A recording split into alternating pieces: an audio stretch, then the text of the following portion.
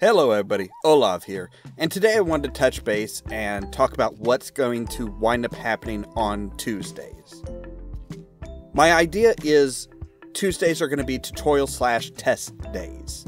For example, testing out, trying to do different types of shots, different types of action shots, piecing together various different types of things that are going to help us in our production later on.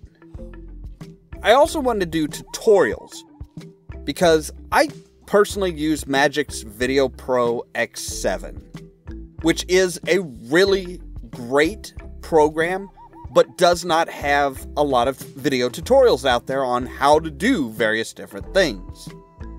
Now, you look up Adobe Premiere or Adobe After Effects and you can find tons and tons of people doing tutorials and telling you how to piece things together.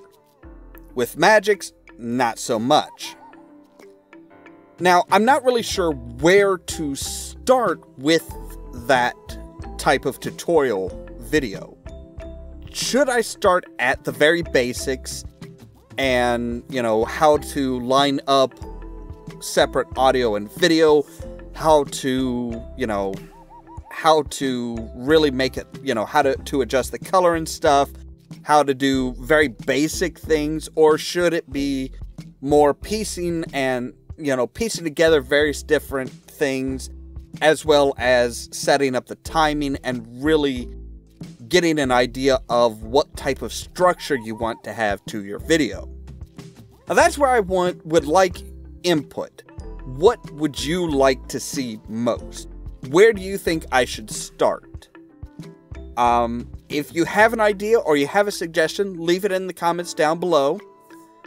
And let me know where you would like to see something like that start. I also wanted to talk today about some of the YouTube basics that I've been seeing come up a lot lately. One of the biggest things is your video length. A lot of people look at the average view time for a video and say, oh, it's 3 to 5 minutes, therefore your video should be no longer than 3 to 5 minutes. And I think that's incorrect. I don't think you should limit the time of your video because a certain amount of people have a short attention span. And it's not even so much that it's a short attention span.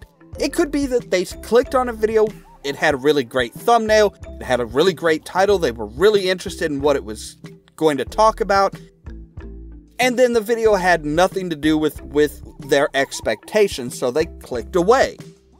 That affects the amount of the average view time for that video. I think it's more important to make a video that's going to be entertaining and a video that you want to watch more than anything else. If you don't want to watch the entire video yourself, how can you expect somebody else to want to watch the whole thing? Now that being said, you'll also have to take into account, as far as view duration, how many views it has. If you have 5 views and 2 of them clicked off after a minute, your average view duration is going to be low. But there could be 3 people that watched the entire thing and loved it. Percentages and averages are tricky things to deal with. Now there's also a suggestion or advice that people give that you want to have a call to action within the first 50%. Because the first 40 to 50%, that's going to be what people are going to watch, at least according to the statistics and the averages. Now, having a call to action within the first half of the video is really kind of forcing things. They haven't, if somebody's going to click away from your video and they're not going to watch the entire thing through, they're probably not going to want to subscribe. Now, I know, it seems kind of hypocritical because I had a call to action earlier that was leave a comment down below. But that was about that specific topic, so it made sense. Trying to force it in before the halfway mark of your video is kind of shoving it down a person's throat. Personally, I think the whole subscribe for more type call to action in and of itself is kind of a tricky deal. I mean, yes, you can have a voiceover at the end. I had a voiceover at the end of my videos when I started out, and then I realized that I didn't like that because it seemed heavy-handed.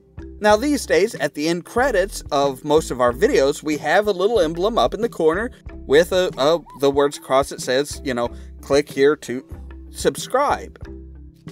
But it's a very small portion.